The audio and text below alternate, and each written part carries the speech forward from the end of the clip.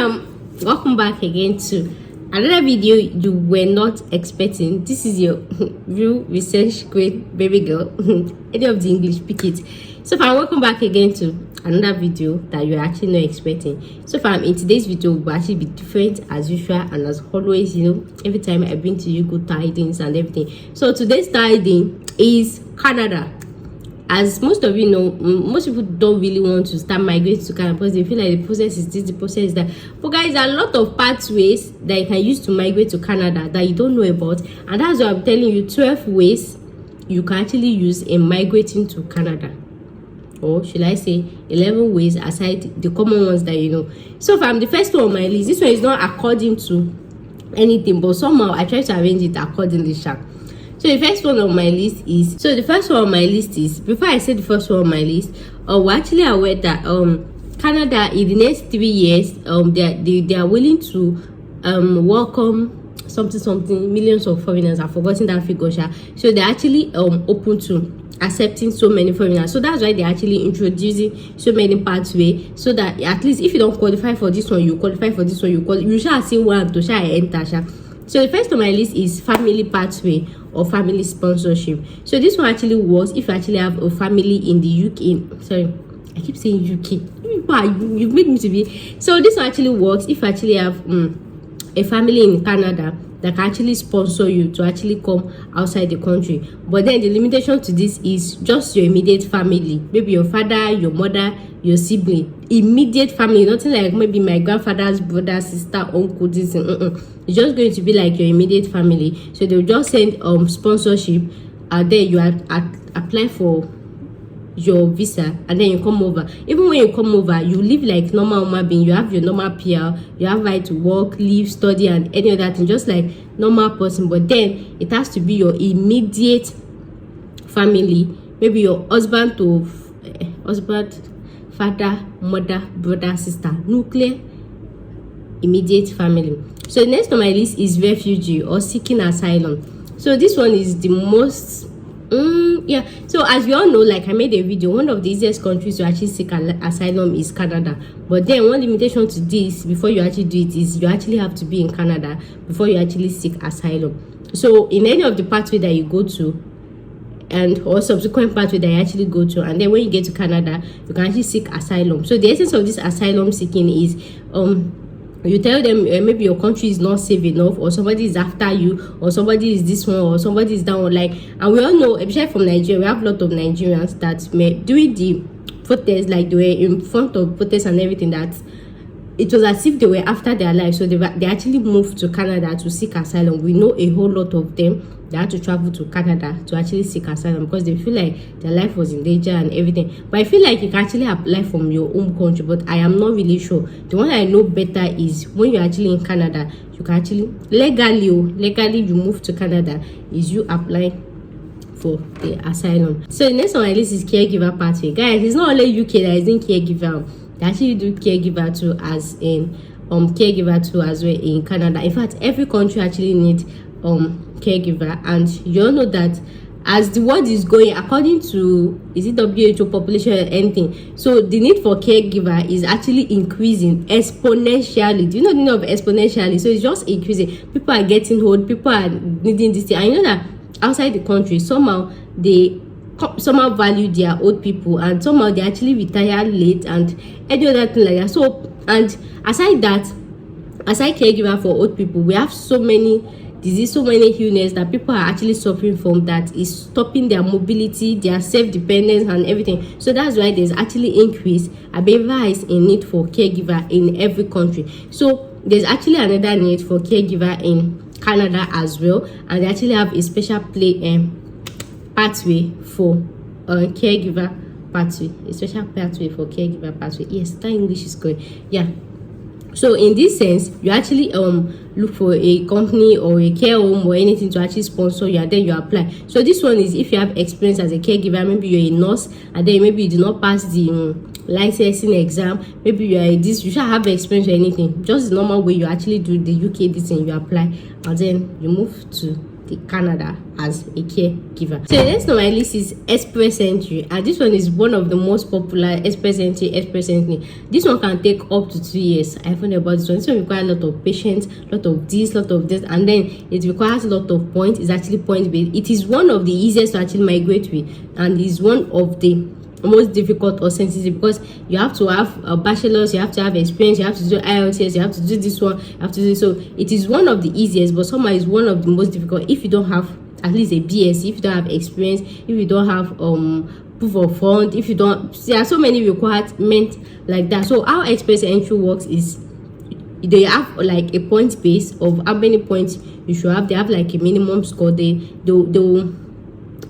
give you points, or they will award you score according to your age, according to your marital status, according to your occupation, according to your experience, according to your educational qualification, according to your which any other thing that you can actually think of. Then they will now do draw.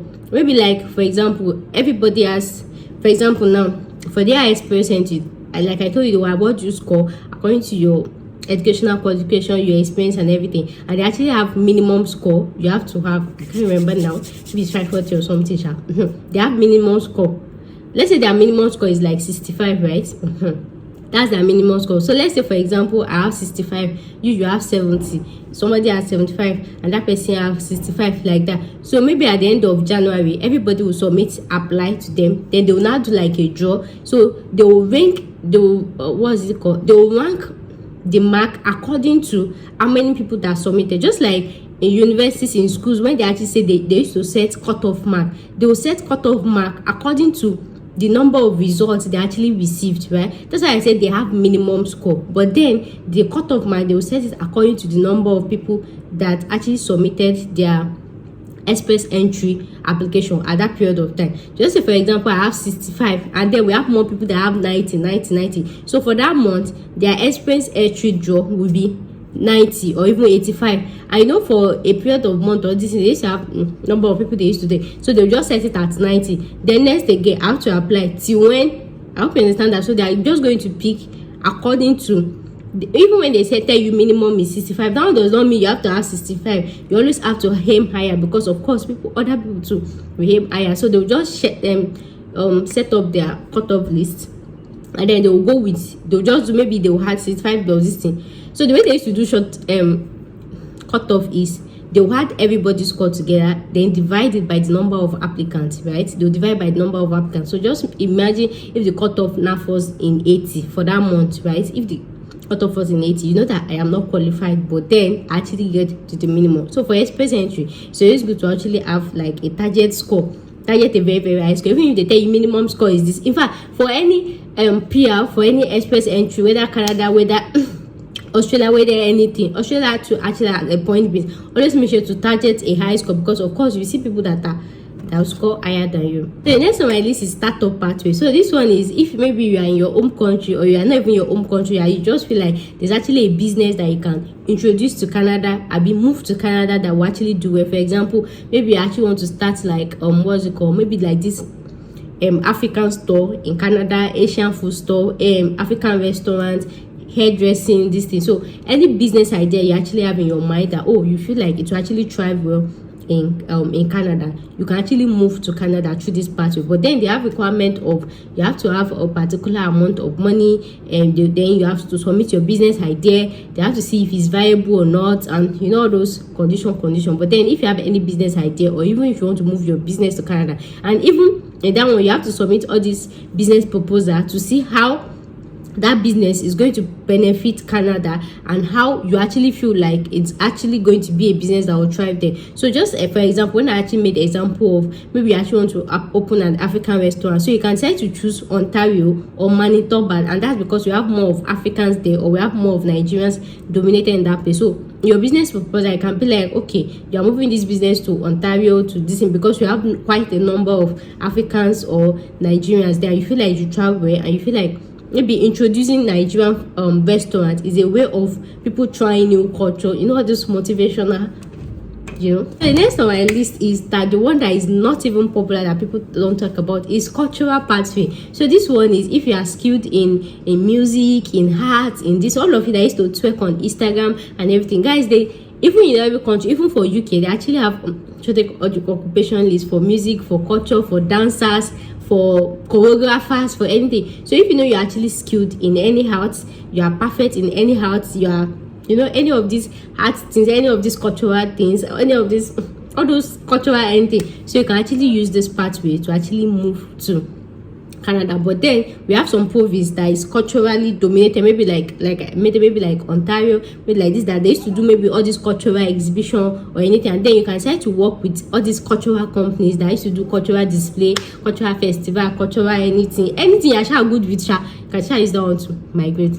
So another one on my list that people don't talk about is healthcare pathway. So this one is for healthcare professionals. So instead of maybe healthcare professionals, so for doctors, for nurses, for pharmacists, for this one, for that one, this one too is actually like a point based. So make sure you stay subscribed on this channel. All the pathways that I'm going to be mentioning, or that I've actually mentioned, I'm making a separate video on that, and I actually have a special playlist for Canada. So any video you want, just click the link in my description box. You see my playlist for Canada, and then you check any video of your choice. So for healthcare pathway, this is the easiest one for health professionals to actually migrate legally into the country. But then to have point based, your bachelor's, your license, your experience, your this, your that, and everything is like a pathway for professionals to actually move to work in Canada. So the next on my list is this one as well, is quite popular, is provincial PR. So the thing is, if you don't qualify for express entry, like I've explained earlier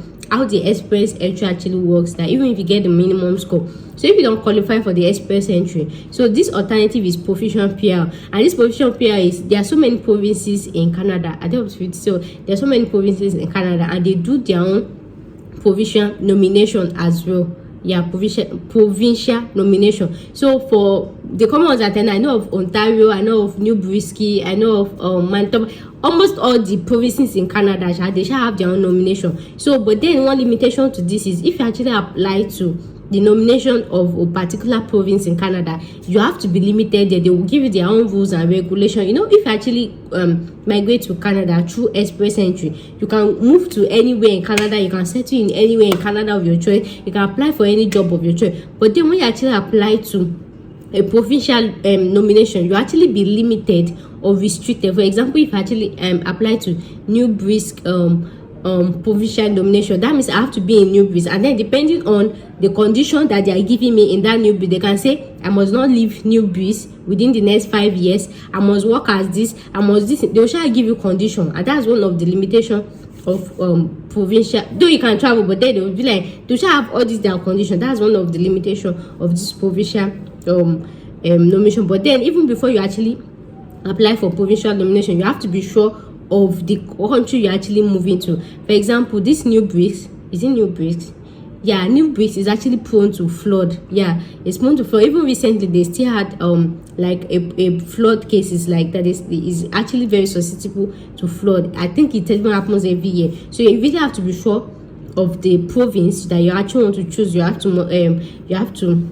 to be very sure of the province you are moving to be sure, because that's why I said they can put you on any condition. They can say don't leave this province to the next 3 years, the next 4 years. Like you have to be there before you move to any other province. So you have to be sure of the type of province. You have to be sure that you can survive there and not like flying from fire to fire. And the thing is, it's not as if they'll be looking at you, but then if you leave or anything, they have their eyes on you. They will track you. There's a way they used to know. So I'm sure you don't want to do that. So your best bet is maybe going for all these capital city, Ontario, Manitoba, and everything. But the thing is, all this Ontario, this Manitoba, they're actually very, very competitive. Of course, who doesn't want to stay in Ontario? Who doesn't want to stay in Manitoba? So all these places are actually very, very competitive. So before you actually choose provincial nomination, you have to be sure.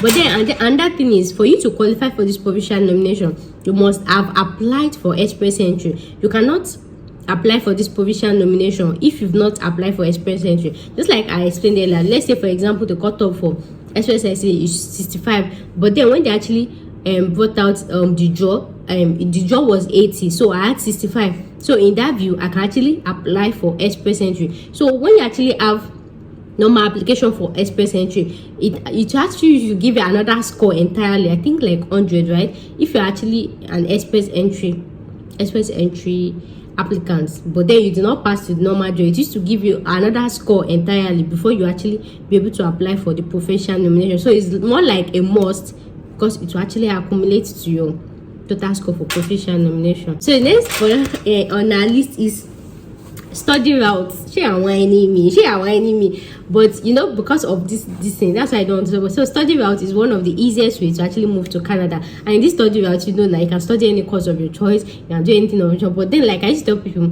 any course you'll be studying in Canada, make sure it's a very, very marketable job, make sure it has high prospects, make sure it's this and everything. But then the limitation to this is because of you know, the cost of living, the cost of proving your phone, cost of this thing and everything. It might just be like an expense, whereas other pathways that I've mentioned is more like it's somehow cheaper compared to study this thing. But then study pathway is one of the easiest to actually legally migrate to Canada, as long as you can write a very strong personal statement and have your proof to home ties, what other things. So those are those two major things, and make sure that you study a very, very good course. So as you all know, if you migrate a study permit or study visa to UK, right, I keep saying UK, to Canada, right, you're actually allowed to work 20 hours per week, and then you're allowed to work during full time. You can do any work of your choice, any shift of your choice. So it's more like you're using one stone to kill two birds. And aside that, another juicy offer about this pathway is because on student visa, you're actually allowed to come with your family. So you can actually study, the main applicant will study while the dependent will actually work. And of course, you know that your children are actually liable, they have access to free education. Yeah, there's free education in Canada, or probably free healthcare, so they are liable to any of the, in fact, all the pathways I've mentioned. You can come with your family, you can come with your dependent, you can come with anybody of your choice. That's why I said they are looking for immigrants, and they're looking for, that's why they are introducing so many pathways. So another one on our list that is not popular is agric food pathway. So this agric food pathway, like you all know, which country is not dependent on food? What is a country without food? Agric, anything agric related or food related, agric related, food related, IT, health related. You see those major for IT, engineering, you see those 5 major sectors. They are the booming sectors worldwide, and that's one of those sectors that we cannot do without, regardless of any situation. Even when COVID was down, food was important, right? That's when government was donating food, sending money to people to survive. Food is very, very important. Food and food. So the next one is healthcare. Even when COVID was there, of course, we need healthcare professionals to keep the population, everything intact. The next one is which is that sector dimension?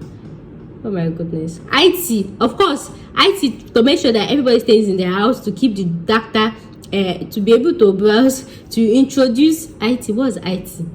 Yes, IT. To input the number of, I don't know, you shall understand. Then the next one is engineering. Yeah, if you don't have engineering, how will you be able to have car or ambulance or take people for emergency and all those things, or even construct? You know that during the COVID, there are so many countries, even in Nigeria, we made extra accommodation or extra building for people that have COVID, so that to actually reduce the risk of spread. So they built extra apartments. So if there is no engineer, how would they have built the house? So that's the analysis. What did I mention? I can't remember. But you shall understand what I'm trying to say. So next one, this is agri-food pathway. So if you know you are agric inclined, you have farm work, this one and everything, this is one of the sweetest routes on you to actually migrate legally to Canada, because Canada, UK, and any of these countries, they're actually in need of agric person, agric consultants, agric engineer, agric this one, farmers, anything agric related that will actually bring food to them. Because you guys know, like I told you, they actually need more of immigrants. So as the immigrants are coming into their country, as the immigrants are actually fluxing into their country, of course there's actually there's always need for increase in food supply, increase in food, you know, all those food thing. So I know though somehow Canada actually have like I told you, Canada actually have good like I said, they have free education. Yeah, okay, let me do for example, like I told you, Canada actually have free education.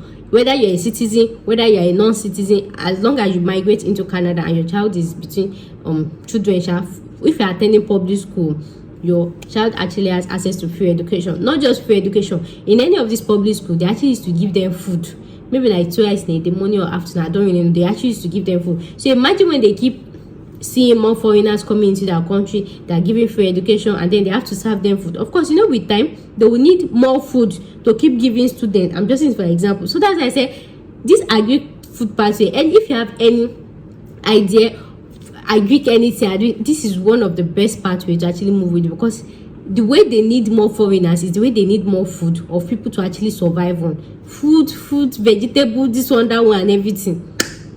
It is actually needed. And another benefit of actually moving with agri is, we know that Canada is one of the coldest countries. If it's not cold, like, is unnecessarily cold for nothing. And we all agree with me, for when it comes to agri, right, there are some climates that is not favorable for food produce. Like all this Canada, when there is too much cold, some of these crops, some of these plants, they begin to die off. So one of the reasons they actually need even more agri supply is so that during the summer, is it summer? Now summer, right? So during the summer, there's actually need for, so that people can do more, so many cultivation, and then they used to have storehouse or warehouse and anything. But then we have some plants that actually used to survive during winter, but we have some that they cannot stand winter at all, they will die. And that's why when it comes to winter, we have some food that is very expensive, we have some food that is cheap. When it comes to summer, we have some food that is very expensive, and we have some food that is cheap. Example is tomatoes. Tomatoes used to have season. So tomato is always cheaper during, I don't know, but I know of tomatoes. Tomatoes used to have season very well. There are sometimes, maybe around that winter time, I think tomatoes is always cheap, right? I can't remember.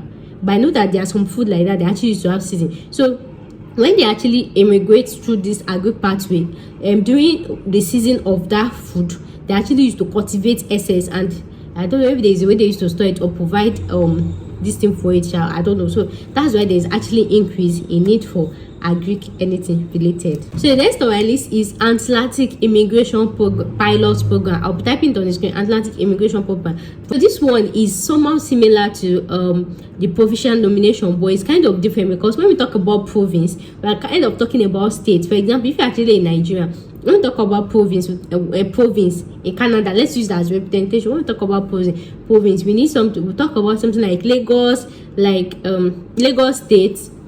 Which state is it? Or your state, like all those capital this thing. Or in case you are not actually in Nigeria, you're watching. So for example, in UK now, we have let's talk about England. What am I saying? Let's talk about Glasgow. Is Glasgow? See, I don't even know, but you understand what I'm trying to say. When we talk about province, it's more like the state capital of a city.